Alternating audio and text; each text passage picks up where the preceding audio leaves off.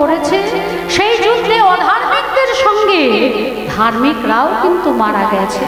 তার প্রায়শ্চিত্ত স্বরূপ তারা যজ্ঞ করেছে। যখন রাম রাবণের মধ্যে যুদ্ধ হয়েছিল, সেই যুদ্ধে কি সবাই অধার্মিক ছিল? ধার্মিকও ছিল। বিভীষণের পুত্র তরণীসেন যে রাম ভক্ত ছিল, সারা গায়ে রাম নাম লেখা, কণ্ঠে রাম নাম লেখা, তারপরেও তীরটা কিন্তু ওই কণ্ঠতেই বিদ্ধ হয়েছিল।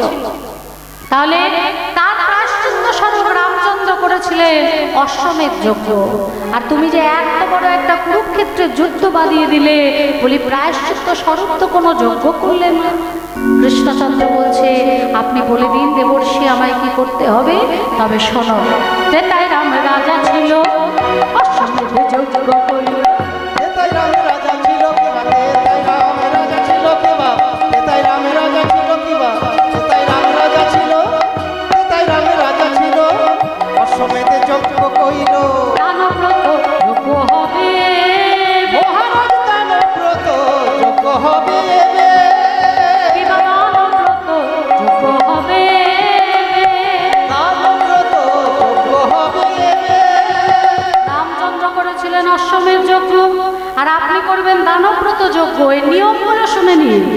নিয়মটা কি? শোনো বলি হে রাজন, ত্রিভুবনে নিমন্ত্রণ, শোনো বলি হে রাজন, ত্রিভুবনে নিমন্ত্রণ। সবারে করিতে হইবে, সবারে করিতে হইবে, সবারে করিতে হইবে। সবারে করিতে হইবে। ত্রিভুবন নিমন্ত্রণ করতে হবে। স্বর্গের নর্তক নর্তকী, গন্ধর্বকে গন্ধর্ব গন্ধর্বী, দেব দেবী সবাইকে, মর্তের মানব, পাতালের নাগ নাগিনী, দানব দৈত্য, ত্রিভুবন নিমন্ত্রণ করতে হবে। আর দ্বিতীয় নিয়ম হলো, যারা যারা এই যজ্ঞে আসবে, যে জন যে দান চাইবে, হাসি মুখে তাকে দান দিতে হবে। আর তৃতীয় নিয়ম হলো, সর্বশেষে দান দিয়া ভিক্ষা ঝুলি স্কন্ধে লইয়া, সর্বশেষে দান দিয়া ভিক্ষার ঝুলি স্কন্ধে লইয়া, ভিক্ষা করি যাবে মন সুখে। মহারাজ ভিক্ষা করি খাবে মন সুখে। আরে দাঁড়াও, দাঁড়াও, দাঁড়াও। কি হলো? প্রথম নিয়ম দুটো বুঝলাম, শেষের নিয়ম বুঝলাম না। আপনারা বুঝেছেন? প্রথম দুটো নিয়ম কারণটা কি না, দানব্রত যজ্ঞ করতে হবে, তার নিয়ম কি না, প্রথম নিয়ম হলো ত্রিভুবন নিমন্ত্রণ, এটা বুঝলাম। দ্বিতীয় নিয়ম বললো, যারা যারা অতিথি হয়ে আসবে, যে যা চাইবে যজ্ঞের পরে তাকে তাই দিতে হবে, সেটাও বুঝলাম। কিন্তু তৃতীয়টা বুঝলেন আপনারা? যাদেরকে আমি দান দেব, তাদের কাছে হাত পেতে আবার ভিক্ষা চাইব? বলছে, যে জন যে দান চাইবে হাসি মুখে দিতে হবে। সর্বশেষ দান দিয়া ভিক্ষার ঝুলি স্কন্ধে লইয়া, ভিক্ষা করে যাবে মন সুখে। তা আমি যদি কিছু দিই মা, আর দেওয়ার পরে যদি হাত পেতে বলি আমাকে দাও, তা আপনারা কি বলবেন? বলবে লোক দেখিয়ে দেওয়ার কি দরকার ছিল, ঢং নাকি? কি বলবেন না, ভাববেন না? আমার সাথে হয়েছিল মুর্শিদাবাদ, ওই সমস্ত আমার বেশি গান আমি করি মালদা, মুর্শিদাবাদ, নদিয়ায়। আর প্রচুর ভক্ত, প্রচুর। আর সূর্য পুজো লীলা, অষ্টকালীন লীলা, যে সূর্য পুজো, রাধারানীর সূর্য পুজো লীলা, মানে জায়গা দেওয়া যায় না, এত ভক্ত হয়।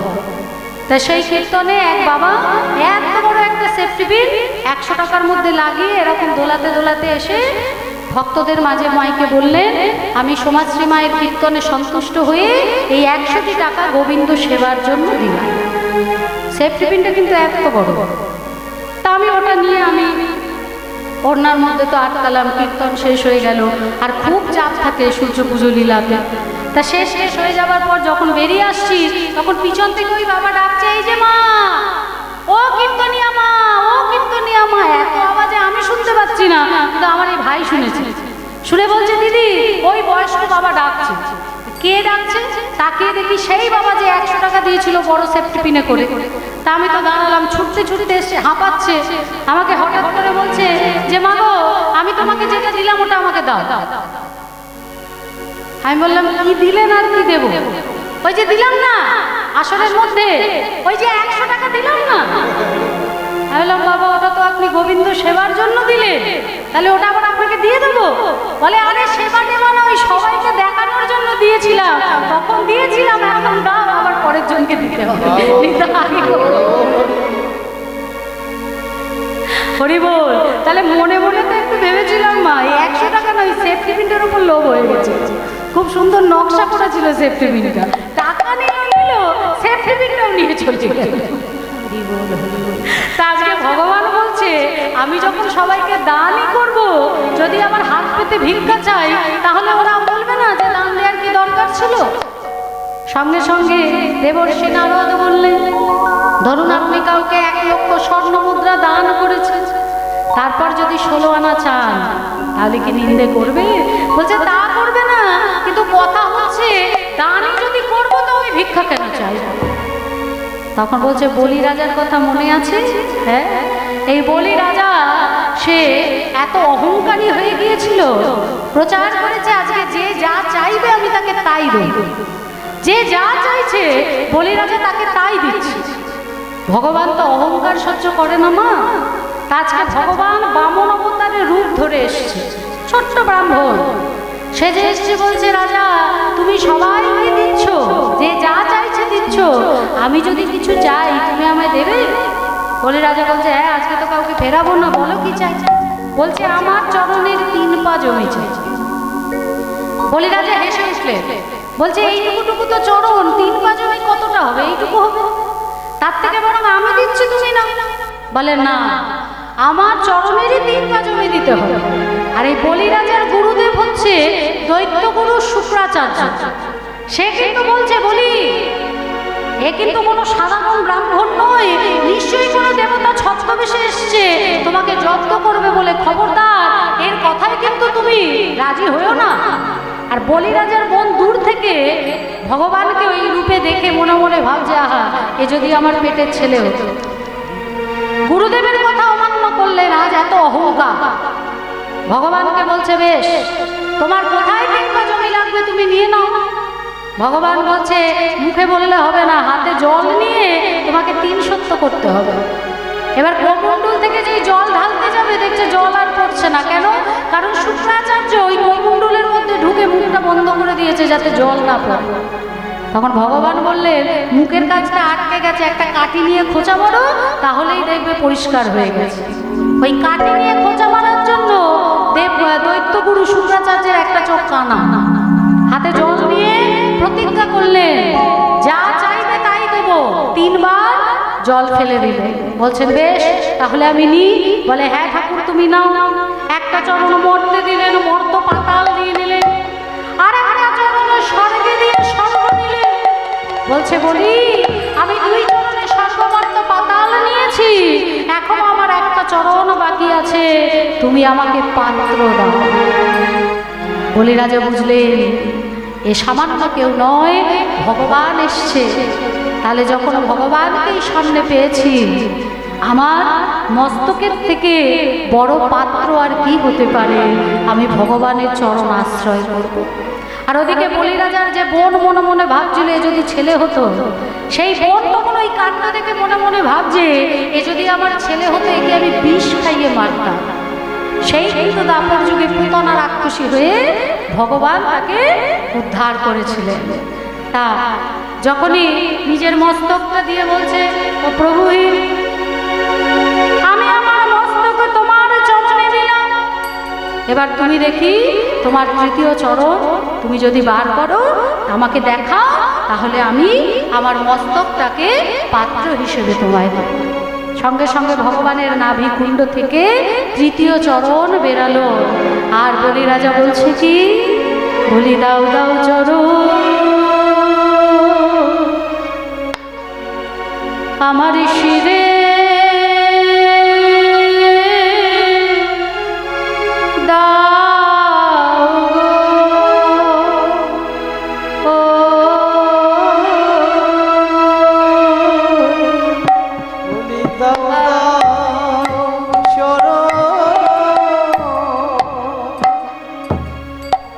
চরণ আমার শিরে শিরে দাও গো, আমায় চরণ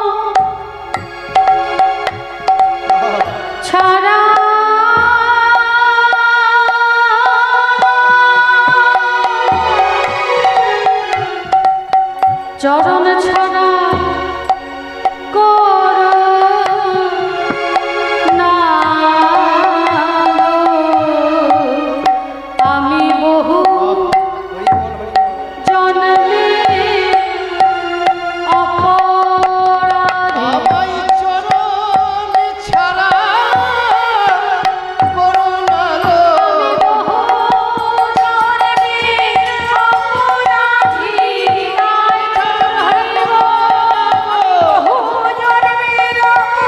আমায় চরণ ছাড়া করো না গো।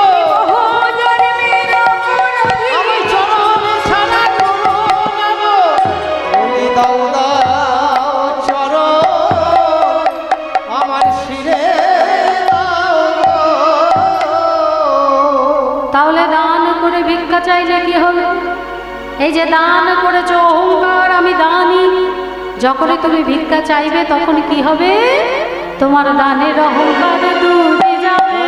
অহংকার দূরে যাবে। দান করে ভিক্ষা চাইলে দানের অহংকার দূরে যাবে। আর কোনো অহংকার হবে না গো। হরি হরি বল। অহংকার হবে না গো। দানের অহংকার দূরে যাবে। বেশ, তা নয় হলো, কিন্তু স্বর্গমর্ত পাতাল নিমন্ত্রণ করবে কে? দেবর্ষি নারদ মনে মনে ভাবছে এই শুভ কাজটা আমিই করব। তাই আজ প্রাণ গোবিন্দই আমার পত্র লিখলে। হ্যাঁ, পত্র লিখেছে মা। যজ্ঞেশ্বর শঙ্কর শঙ্করী যজ্ঞ করতে গেলে আগে শঙ্করকে পত্র দিতে হয়, কারণ দক্ষ রাজা মানে শঙ্করকে নিমন্ত্রণ না করে শিববিহীন যজ্ঞ করেছিলেন। আর সেই যজ্ঞের মধ্যে স্বামীর অপমান সহ্য করতে না পেরে সতী দেহত্যাগ করেছে। সেই জন্য যে কোনো যজ্ঞ সবার আগে শঙ্করকে নিমন্ত্রণ পত্র দিতে হবে। তাই শঙ্করকে দিলেন, শঙ্করীকে দিলেন। লক্ষ্মী পানি বিনা পানি চক্র পানি, স্বর্গের দেব দেবী গন্ধর্ব কিন্নর কিন্নরী নর্তক নর্তকী, মর্তের মানব পাতালের নাগ নাগিনী দানব দৈত্য। বলাই দাদা বলছে দেখি দেখি ভাই কেমন পত্র লিখেছিস?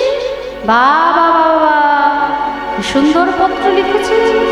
হ্যাঁ রে ভাই, সবার পত্র দেখছি, আসল পত্র কই? আসল পত্র আমার বৃন্দাবনের পত্র কই লিখানা? আমাদের সখারা মাতা যশোমতী পিতা নন্দ গোপ গোপী তাদের পত্র কই? কানাই বলছে দাদা গো, দাদা গো, আমিও মনে মনে ভেবেছিলাম বৃন্দাবনে পত্র লিখব, কিন্তু তারপরেও আমি পত্র লিখতে পারলাম না দাদা, কারণ আমি যে তাদের চরণে অপরাধ করেছি। বলাই দাদা বলছে লিখে দে লিখে দে, পত্র লিখে দে। আজ কৃষ্ণচন্দ্র বাঁকা হাতের বাঁকা করে পত্র লিখছে। মাকে লিখলেন, মা গো, সতেব বর্ষ তোমার হাতে নমনি খাই নাই, প্রভাসের তীরে যজ্ঞ করছি, আসার সময় তুমি ক্ষীরননি নিয়ে এসো আর আমাকে আশীর্বাদ করে যেও। নন্দ রাজাকে বললেন, পিতা আমি তো যজ্ঞ বুঝি না, রাজনীতি বুঝি। বৃন্দাবনে থাকতে দেখেছি আপনি কত বড় বড় যজ্ঞ সম্পন্ন করেছেন, তাই আপনি নিজে এসে যজ্ঞের কাজ সম্পন্ন করুন। সকালের বললেন, আসার সময় বৃন্দাবনের ফল নিয়ে আসিস ভাই। যেই বলাই দাদা বাইরে গেছে, প্রেমময়ীকে পত্র লিখলেন, ওগো প্রেমময়ী রাধে, তুমি শুধুই আমার প্রেমময়ী নও, তুমি হলে আমার শক্তি সঞ্চারিণী। প্রভাসের তীরে যজ্ঞ করছি, তুমি সেই যজ্ঞে এসে শক্তি সঞ্চার করো, যাতে আমি যজ্ঞের কাজ সম্পন্ন করতে পারি। সব পত্র নিয়ে দেবর্ষির মাথায় দিয়েছে। দেবর্ষির আজ আনন্দের সীমা নেই। আজি নিমন্ত্রণ পত্র পাইয়া নারদ চলিল,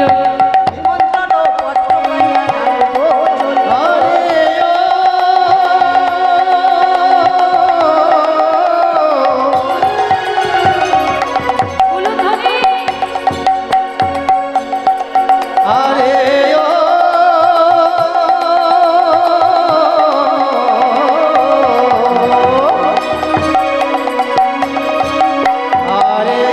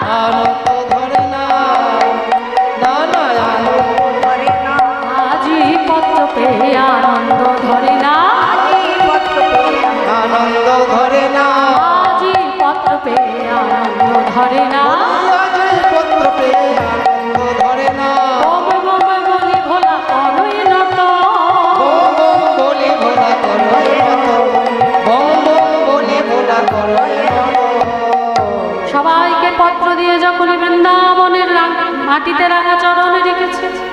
দেখছে কি মা, শ্রীরাম পটেতে আঁকা স্বামীর মূরতি করে। শ্রীদাম সখা পটেতে আঁকা শ্যামের মূরতি করে।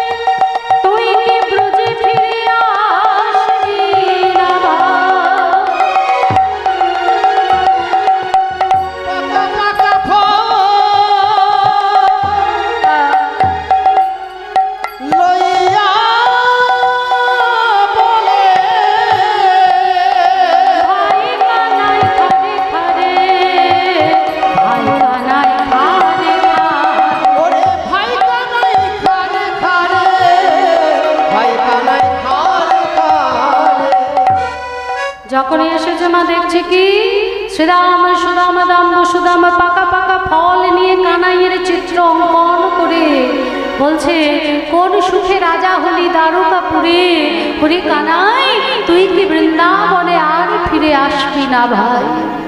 আর একটু এগিয়ে গিয়ে কি দেখছে, মাতা যশোমতী কাঁদে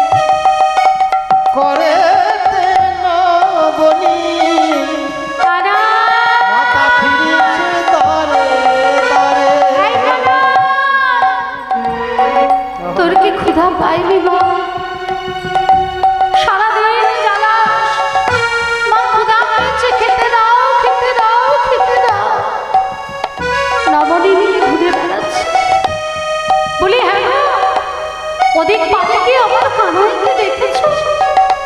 এই কানা, তোর কি ক্ষুধা পায়? আর এদিকে মাতা যশোমতী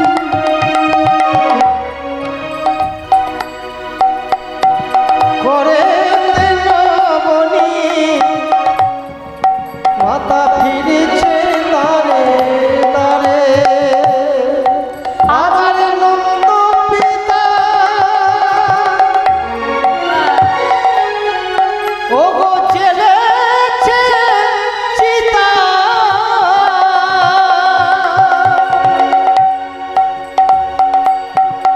ও গো প্রাণ তেজি বাড়ি তরে, প্রাণ তেজি বাড়ি তরে। মাতা যশোমতী করতে নমিনী ফিরেছে দাঁড়ে দাঁড়ে, আর নন্দ পিতা জ্বেলেছে চিতা প্রাণ তেজিবার তরে। নন্দ রাজা নিজেই নিজের চিতা জ্বালিয়েছে। হ্যাঁ, আর এদিকে দেবর্ষি নারদ এসে সখাদের বললেন, শ্রীরাম সুদাম আর কাঁদিস না ভাই, কানাই পত্র পাঠিয়েছে, প্রভাসের তীরে যজ্ঞ করছে আর তোদের বৃন্দাবনের পাকা পাকা ফল নিয়ে যেতে বলেছে। সখারা পত্র পড়ে বললেন, আর আমরা কাঁদব না, ফল পাড়তে হবে, আবার পারলেই তো হলো না, একই গাছে মিষ্টি ফল টক ফল দুটোই ফল, তাহলে সেগুলো খেয়ে দেখতে হবে। টক ফল তো আর কানাইতে দেওয়া যাবে না, তাই আমাদের এখন অনেক কাজ। মায়ের কাছে এসে যখনই দাঁড়িয়েছে, দেবর্ষীর চরণের রুমঝুমু নুপুর বেজেছে। মা বলে উঠলেন, কানাই এলি? না মা, আমি দেবর্ষী। ও দেবর্ষী তুমি?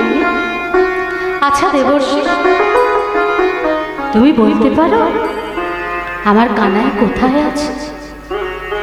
কেমন আছে আমার কানাই? কবে আসবে আমার কাছে? কবে আবার মা বলে ডাকবে? ও মা, তোমার কানাই যে প্রভাসের তীরে যজ্ঞ করছে মা, পত্র পাঠিয়েছে, দেখো দেখো পত্রখানা দেখো।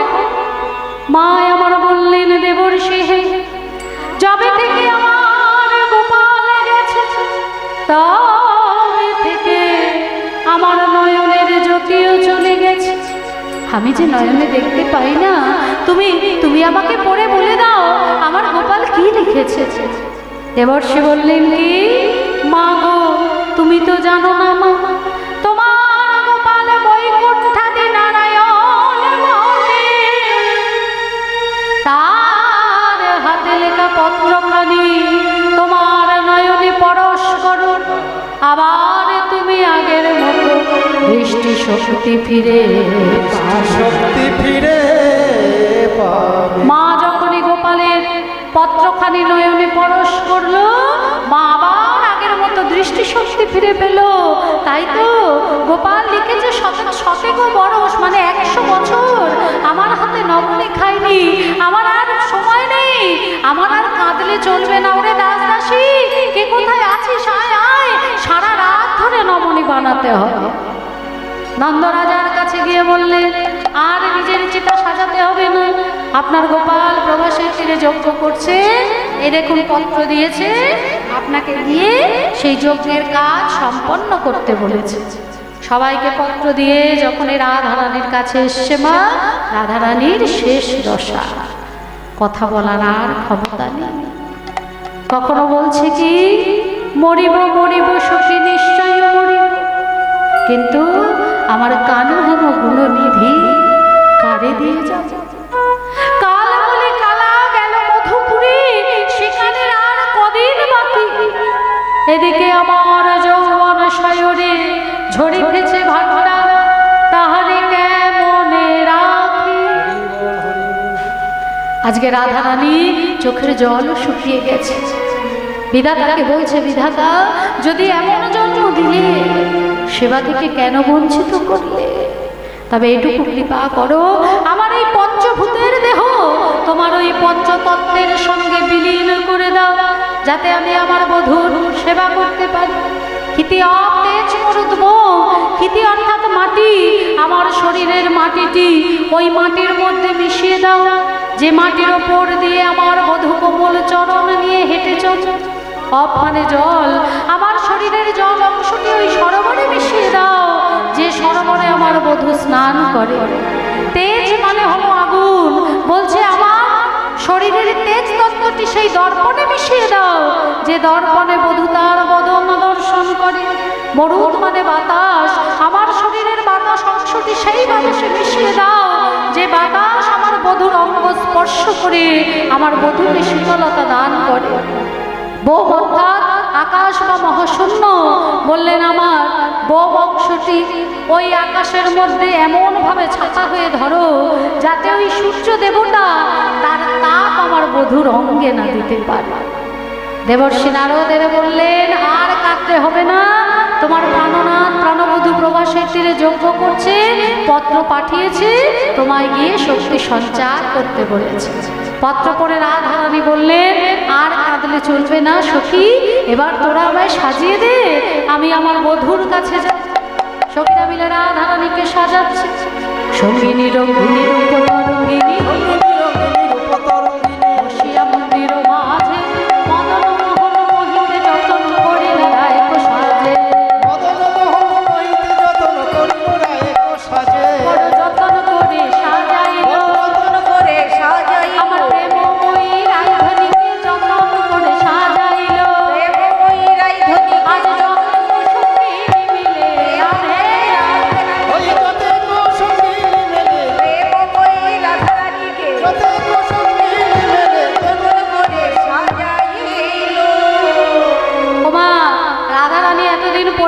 যাচ্ছিল একজনের কিন্তু খুব আনন্দ, আর যেই না রাধারানী সাজছে সঙ্গে সঙ্গে তার আনন্দ নষ্ট হয়ে গেছে। মনে মনে বলছে ঘরের বউটা পড়ে পড়ে কাঁদছিল তবু সহ্য হচ্ছে, কিন্তু ওই যে সাজুগুজু শুরু করেছে না, আবার সাজুগুজু করে যাওয়া হবে, আজ এর একটা বিহিত করতেই হবে। এখনই গিয়ে দাদাকে বলবো, দাদা দাদা গো দেখবে চলো, দাদা দেখবে চলো তোমার বউয়ের কাণ্ড। আর এদিকে আয়ার ঘোষ শ্যামা মায়ের পুজো করছে। ও সর্বমঙ্গল মঙ্গল শিবে সর্বার্থ সাধিকে শরণ্যে ত্র্যম্বকে গৌরী নারায়ণী নমস্তুতে। সৃষ্টি বিনাশান শক্তি ভূতে সনাতনে গুণাশ্রয়ে গুণময় নারায়ণী নমস্তুতে। শরণাগত দীনাথ পরিত্রাণায় পরায়ণে সর্বশাস্ত্রে হরে দেবে নারায়ণী নমস্তুতে নারায়ণী নমস্তুতে নারায়ণী নমস্তুতে। উলুধ্বনি দেবে দেখি। ওম জয়ন্তী মঙ্গলা কালী ভদ্রা কালী কপালিনী দুর্গে শিবী সমাধাত্রী স্বাহা স্বাহা নমস্তুতে। ওম স্বাহা তৎ স্বাহা। ওম মুন্ডমালিনী মা গো লহ প্রণা মা গো লহ প্রণা লহ প্রণা। या देवी सर्वभूतेषु सृष्टिरूपेण संस्थिता नमस्तस्यै नमस्तस्यै नमस्तस्यै नमो नमः। या देवी सर्वभूतेषु शक्तिरूपेण संस्थिता नमस्तस्यै नमस्तस्यै नमस्तस्यै नमो नमः। या देवी बुद्धिरूपेण संस्थिता नमस्तस्यै नमस्तस्यै नमस्तस्यै नमो नमः। या देवी सर्वभूतेषु मातृरूपेण संस्थिता नमस्तस्यै नमस्तस्यै नमस्तस्यै नमो नमः। পুজো করছে আজকে আয়ান ঘোষ, আর গাইছে কি পৃথিবীকে ভালো তো বাসে এ পৃথিবী ভালো বাসিতে জানে যেথায় আছে সুখ ভালোবাসা বাসে সেথা যেতে প্রাণ চাই মা সকলে পুরায় যায় মা আমার সাধনা মিটিল আশা না ভুলি সকলে পুরায় যায় মা জনমের সুখ ডাকে গো মা তোরে জনমের সুখ ডাকে গো মা তোরে কোলে তুলে নিতে আয় মা সকলে ওড়ায় যায় মা আমার সাধনা মিটিল আশা না পুরিল সকলে ওড়ায় যায় মা মা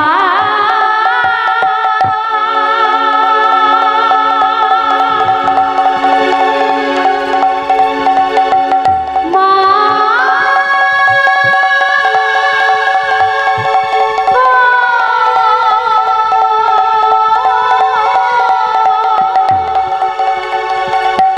মা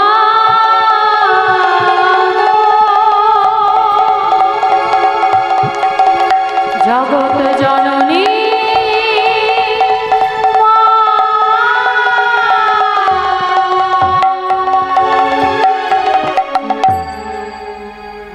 ও দাদা দেখবে চলো দেখবে চলো। এতক্ষণ এতদিন ধরে বউটা ঘরে বসে বসে কাঁদছিল তবু সহ্য হচ্ছে, আজকে সাজুগুজু চলছে। আরে বাবা ওই কেলে ছোড়া প্রবাসের তীরে যজ্ঞ করছে মাথা আর তোমার বউ ওই রূপের ডালি নিয়ে সেখানে চলেছে। এর আগে একটা বিহিত করতেই হবে, আমি বলে দিলাম দাদা। আয়ান বললেন, কুটিলা, যদি তোর কথা সত্য হয়, এই আমি তুলে নিলাম মায়ের হাতে রশি, আজ আমি রাধারানীকে ত্রিখণ্ডিত করব। এই বলে ভজিয়া আয়ান ভাইয়া চলিল, বুঝিয়া আয়ান ভাইয়া চলিল, বুঝিয়া আয়ান ভাইয়া চলিল। একলা গয়ে চৈতন্য দাসে কহে গোবিন্দ, রাখয়ে রাধার ঘর, রাখয়ে রাধার ঘর। চৈতন্য দাসে কহে গোবিন্দ, রাখো এ রাধার ঘর, রাখো এ রাধার ঘর। রাধারানীর কাছে এসে বলছে, কি রাধে, কোথায় চলেছো তুমি? নিজ পতি ছেড়ে পরপতি ভজবে? কাকে তুমি পরপতি বলছো? সে যে শুধু আমার একার প্রতি নয়, আমার প্রতি, তোমার প্রতি, জগৎপতি, জগৎপতি। আর যাই হোক, তাকে পরপতি বলো না। পরকে পর বলবো না তো কি আপন বলবো? এখনো সময় আছে, ফিরে চলো, না হলে এই ওষি দিয়ে আজ আমি তোমায় ত্রিখণ্ডিত করবো। রাধারানী মনে মনে ভাবলে, আয়ান শ্যামা মাকে ভয় পায়, তাই মা যোগমায়ার আশ্রয় নিয়ে শ্যামা মায়ের রূপ ধারণ করলেন। আর আয়ানকে বলছে কি, চেনো না চেনো না তুমি মোরে, চেনো না চেনো না তুমি মোরে, চেনো না চেনো না তুমি মোরে, চেনো না চেনো না তুমি মোরে। গিয়েছিলাম আমি তোমার ঘরে, গিয়েছিলাম আমি তোমার ঘরে, গিয়েছিলাম আমি তোমার ঘরে, গিয়েছিলাম আমি তোমার ঘরে। এত বলি হইল অপরূপ। আহা এত বলি হইল অপরূপ। রাধিকা হইল কালিকা রূপ, রাধিকা হইল কালিকা রূপ, রাধিকা হইল কালিকা রূপ, কালী হয়ে দাঁড়ালো, কালী হয়ে দাঁড়ালো, কালী হয়ে দাঁড়ালো। আমাদের আই বিনোদিনী কালী হয়ে দাঁড়ালো। আমাদের আই বিনোদিনী কালী হয়ে দাঁড়ালো, আমাদের আই বিনোদিনী কালী, আয়ানকে নিদানের লাগে, আমাদের আই নিদান হইল, আমাদের আই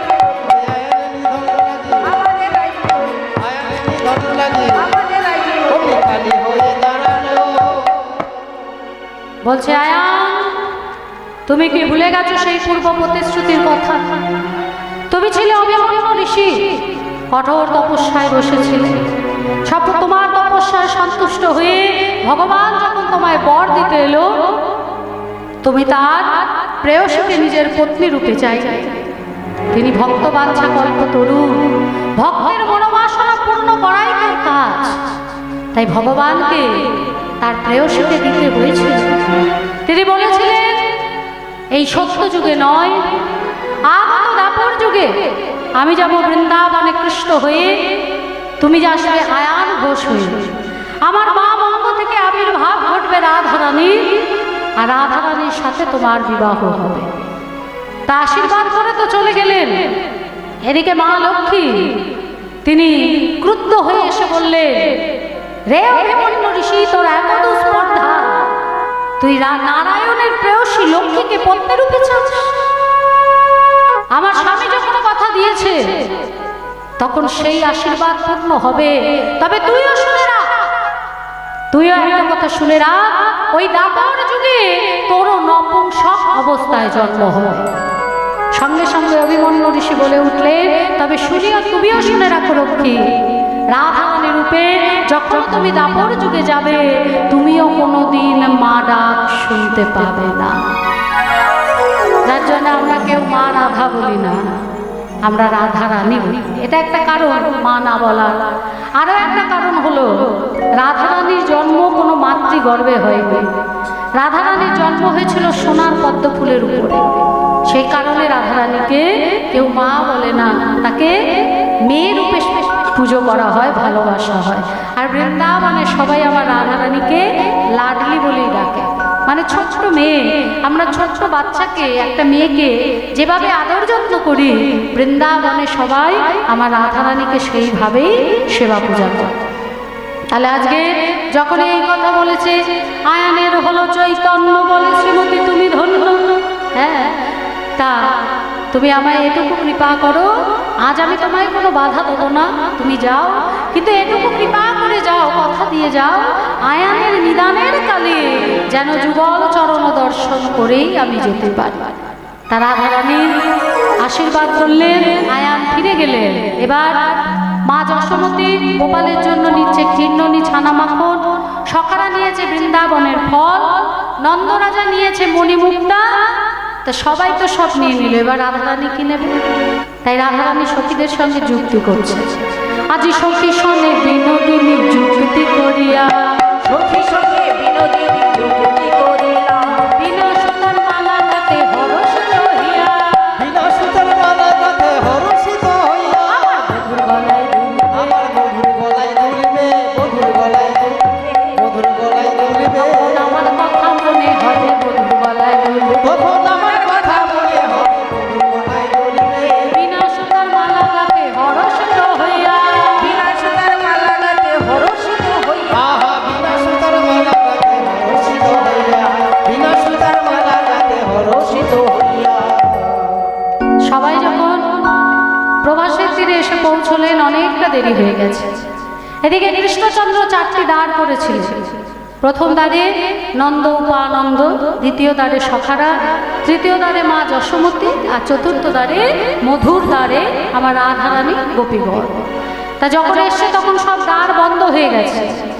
এদিকে মা আমার হাতে ক্ষীরননি ছানা মাখনের থালা নিয়ে এসে বলছে, এই রানী, দ্বার খুলে দে, আমাকে ভিতরে যেতে দে। হরি, আমি যে কতদিন আমার গোপালকে দেখিনি, মা ডাক শুনিনি, ওরে যেতে দে। তারি বলছে, এ বুড়ি মাই, कौन हो तुम? देखता नहीं द्वार बंद हो गया, यहीं पर चुपचाप खड़े रहो। अंदर यज्ञ चल रहे हैं, यज्ञ खत्म होने से राजा जी खुद बाहर आएंगे, तुमको जो चाहिए वही मिलेगा, यहीं पर चुपचाप खड़े रहो। মা আমার মনে মনে ভাবছে, আমি রাজার মা, কোথায় আমার পায়ে ধরে নিয়ে যাবে, তা না, দেখো আমাকে বলছে এখানে দাঁড়িয়ে থাকো। বলে, এই রানী, আমি হলাম তোদের রাজার মা, কোথায় আমার পায়ে ধরে নিয়ে যাবি, তা না, যেতেই দিচ্ছিস না, এখানে দাঁড় করিয়ে রেখেছিস। যখনই এই কথা বলেছে, কৃষ্ণচন্দ্রই আমার সব সহ্য করে, অহংকার নয়। তাই মায়ের অহংকারকে চূর্ণ করার জন্য, জগৎবাসীকে শিক্ষা দেওয়ার জন্য ওই দাড়ির ভিতর থেকে মায়াটিকে হরণ করে নিল। दारी बोलছে, ए बुढ़ी माई, इतना उम्र हो गया लेकिन झूठ बोलना अभी तक बंद नहीं हुआ, यहीं पर खड़ी रहो, नहीं तो भागो यहाँ से। अरे भागो यहाँ से। যেই না ধাক্কা মেরেছে, মা আমার দূরে ছিটকে গিয়ে পড়ে গিয়ে ডাকছে, গোপাল, গোপাল, ওরে গোপাল রে, ওরে ও গোপাল,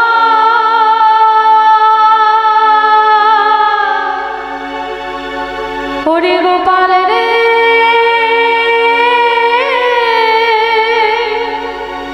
ওরে আমার নীলমণি,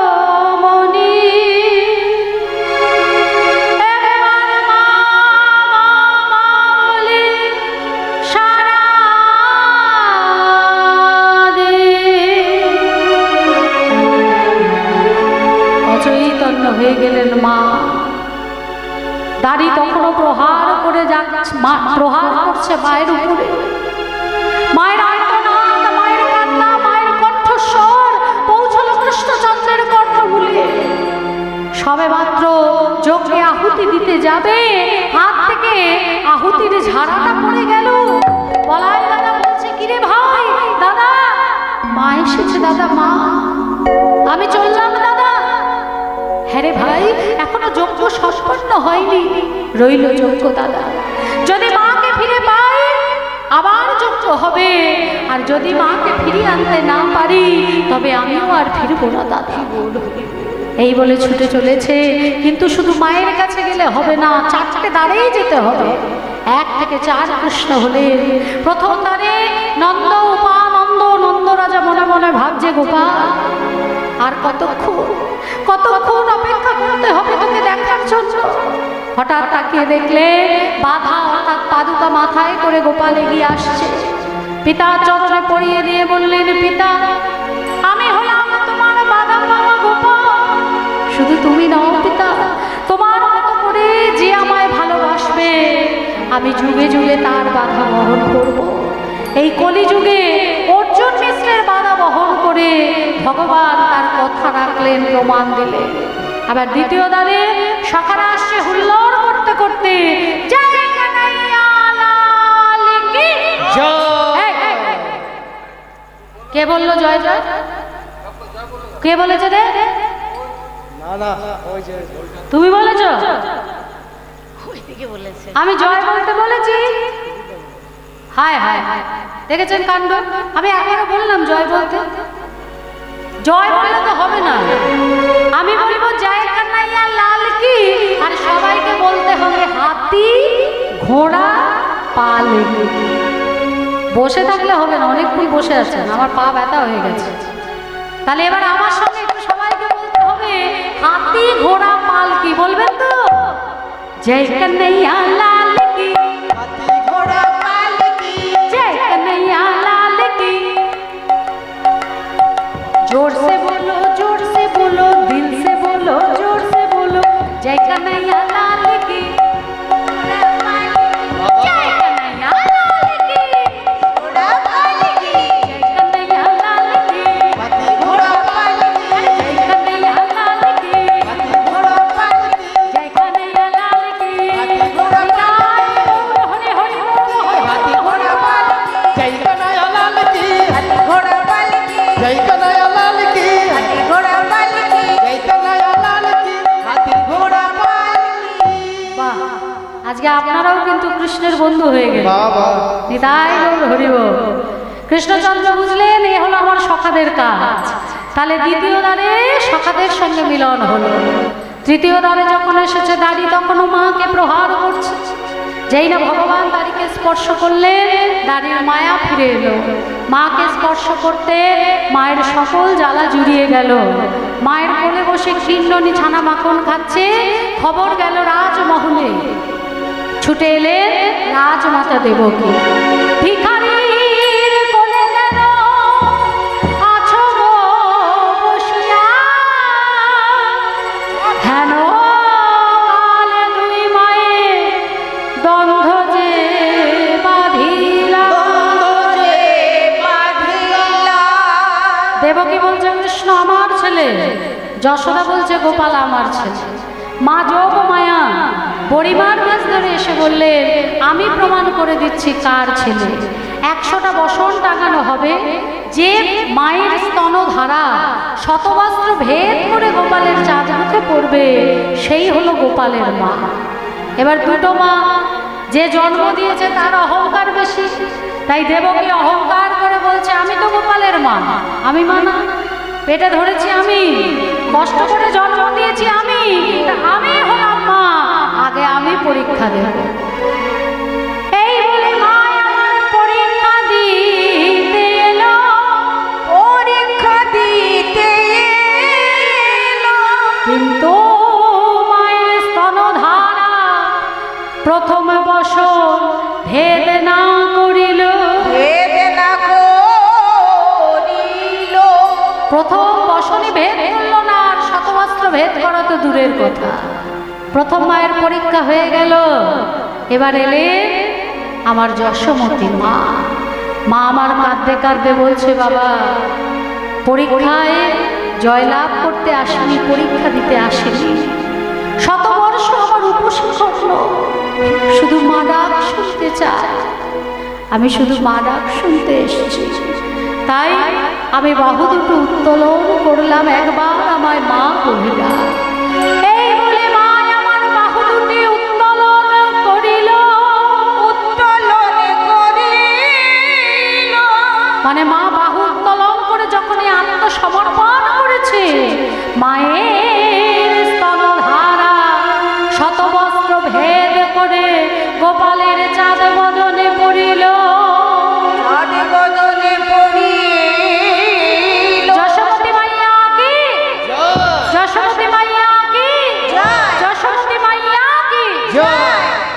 দেবকী মা দূরে দাঁড়িয়ে কাঁদছিল। আর গোপাল যখনই কাছে গেছে সঙ্গে সঙ্গে দেবকী বলছে যে বাবা তুই আমার সাথে এটা করলি কেন? আমি তো তোকে জন্ম দিয়েছি। বলছে মা গো, এ হলো তোমার পূর্বজন্মের ফল। পূর্বজন্মে তুমি ছিলে কৈকেয়ী মাতা। রাম 14 বৎসরের জন্য বনে যাবে, কৌশল্যা মা এক বাটি দুধ এনেছিল। রাম দুধ খেতে যাবে, মুখের কাছ থেকে দুধের বাটি ফেলে দিয়েছিলেন। সেই দিন আমি প্রতিজ্ঞা করেছিলাম তোমার গর্ভে আমি জন্ম নেব, কিন্তু দুগ্ধ পান করব না। বেশ, কিন্তু যশোমতীর দুগ্ধ পান করলে কেন? বলছে এই যশোমতী হলে সত্যযুগে ধরা মা, যে তার বাম স্তন বাঁধা রেখে আমাদের অতিথি সেবা দিয়েছিলেন। আর মাকে আমি কথা দিয়েছিলাম যে দাপর যুগে ওই কাটা স্তন হতেই আমি দুগ্ধ পান করব। যখন এই কথা বলেছে, এই কথা শুনে দুই মায়ের মধ্যে দ্বন্দ্ব মিটে গেল। বদন ভরে সবে মিলে একবার হরি হরি বলো, হরি বল হরি বল। এদিকে চতুর্থ দ্বারে রাধারানী দাঁড়িয়েছে এক আধ ঘন্টা দিয়ে। দাড়িকে ললিতা সখী বলছে দাড়ি দ্বার খুলে দাও। দাড়ি বলে দেখতা নেই দ্বার আমি বন্ধ হয়ে গিয়া হে। বলে কাকে তুমি ভিতরে ঢুকতে দিচ্ছ না? তুমি জানো এই নীল বসত পরা ঘোমটার আড়ালে ইনি কে? বলে কে গো? বলে তাও জানো না? তোমাদের রাজা তোমাকে তাও বলেনি? আমাদের বলতেই লজ্জা করছে, বলতে লজ্জা হচ্ছে, বলতে লজ্জা হয়, আমাদের বলতে লজ্জা হয়। ছি, বলতে লজ্জা হয়। বলি তোদের রাজা, আরে তোদের রাজা, তোদের রাজা ধরেছিল এই মেয়েটার পা। তোদের রাজা ধরেছিল এই মেয়েটার পা। বলতে লজ্জা হয়, ছি, ছি, বলতে লজ্জা হয়, আমাদের বলতে লজ্জা হয়। যখনই দাড়ির সঙ্গে কথোপকথন হচ্ছে, হেন কালে কৃষ্ণচন্দ্রই আমার রাজবেশে এসে দাঁড়ালেন। আর যখনই রাজবেশে কৃষ্ণচন্দ্রকে দেখেছে, রাধারানী তার বদন চন্দ্রিমা ঢাকলেন। কৃষ্ণচন্দ্র বলছে ললিতা, শত বৎসর বাদেও রাধারানীর মা। ললিতা বলছে মান নয়, মান নয়, এই বেশে কৃষ্ণচন্দ্রকে তো আমার রাধারানী চেনে না। তো হে কানাই, একবার রাখাল বেশে দাঁড়াও দেখি। সঙ্গে সঙ্গে মা যোগমায়াকে আশ্রয় করলেন, রাখাল বেশ ধরলেন আর বৃন্দাবন পুরী রচনা করলেন। আর এবার রাধা মুখ দেখে কৃষ্ণ, কৃষ্ণ মুখ রাধা। রাধা মুখ দেখে কৃষ্ণ, কৃষ্ণ মুখ রাধা। যত দেখে আস মেটে না, যত দেখে আস মেটে না, যত দেখে আস মেটে না, যত দেখে আস মেটে না। চাইরে রূপের বলি হারি, যত দেখে আস মেটে না। জয়ী রূপের বলে হারি, যত দেখে আস মেটে না। এবার আনিয়া প্রভাসের জগধাম চরণ ধোয়াইল, আনিয়া প্রবাসে জলে রাধার চরণ ধোয়াইল। জপিত বাসে রাধা চরণ গোছালো, জপিত বাসে রাধার চরণ বসাইল। ভাঙিয়া চূড়ার ফুল রায় চরণেতে দিল, ভাঙিয়া চূড়ার ফুল রায়ের চরণেতে দিল। রাই পাদ পদ্ম সেজ পূজা যে করিল, রাই পদ পদ্ম সে পূজা যে করিল। তীর্থ হইল, তীর্থ হইল, সেই হতে প্রভাস নদী তীর্থ হইল। সেই হইতে প্রভাস নদী। বদন ভরে হরি বল, সেই হইতে বদন ভরে হরি বল, বদন ভরে হরি বল, বদন ভরে হরি বল। তীর্থ হইল। শত বৎসর বাদে আমার রাধা গোবিন্দের মিলন হলো মা। তা আমরা যজ্ঞে যাব না, বাড়ির অনুষ্ঠানে যজ্ঞ করা যায় না, তাই এইখানে রহিল আমার লীলার মাধুরী। এইখানে রহিল আমার বদন ভরে সবে মিলে বল গৌর হরি, বদন জয় গৌর ভক্তবৃন্দ গৌর জানে প্রাণ। জয় গৌর ভক্তবৃন্দ গৌর যার প্রাণ। সবে মিলে দেহ করে প্রেমে ভক্তি দান। সবে মিলে দেহ করে প্রেম ভক্তি দাও। আমায় কৃপা করো হে, আমায় এই কৃপা করো হে। যেন বদন ভরে নাম গাইতে পারি।